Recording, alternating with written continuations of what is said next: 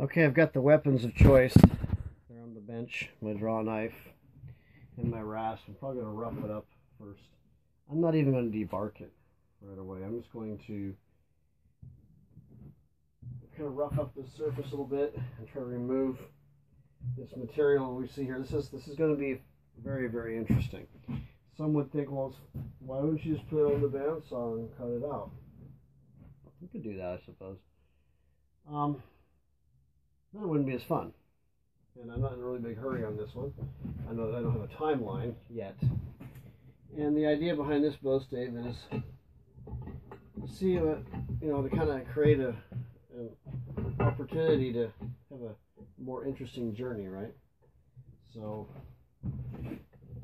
we're going to take a little trip with the bow stave 719. Take a look at it here in the jig,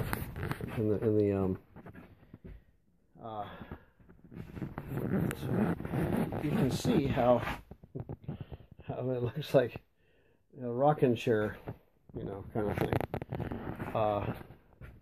But we're gonna remove material in places that supposedly, theoretically,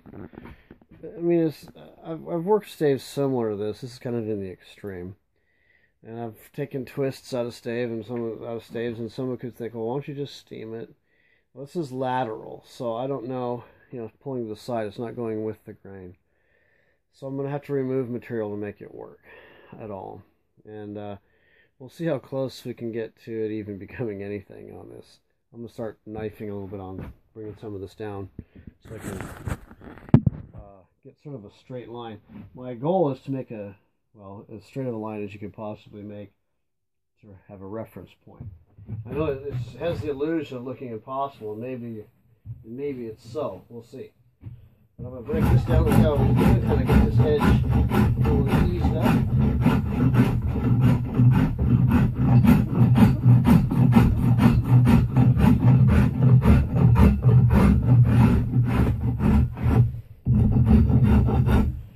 And I'll show you what I'm going to be removing right now. We're going to be going like right along in here. I'm going to try to take this down to that point where it's this, from what I could tell, and I put a board on it, and it creates a straight line. It goes to a point at the end, which offers the potential for a 66-inch stick. We'll see how it goes on that. I'll put you over here. Maybe we'll see if I'm going to do a good job on this or not. Just for a minute, though. No, let you go, and we'll come back and see what I've done. It's a lot of material, no question about it. But I've actually worked with staves much larger than this. I had to deal with it.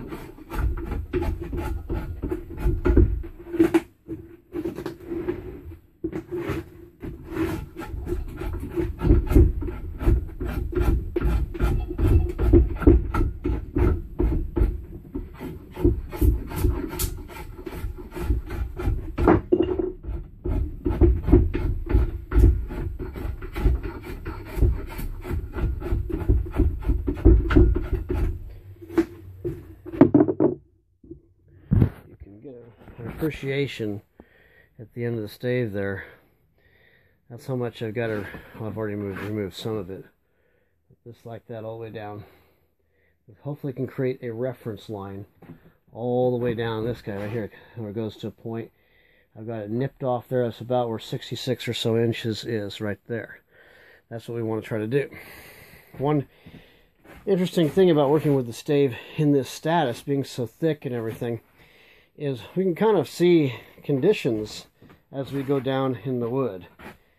And maybe it'll travel all the way through. We don't know. See how it goes.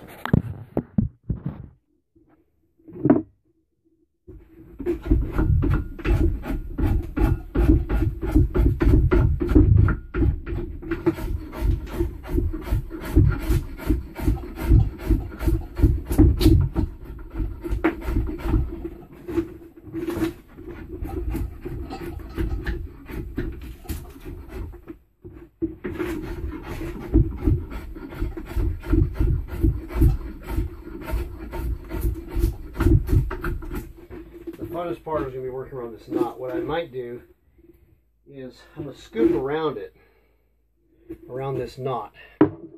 Maybe I'll cheat on this one a little bit.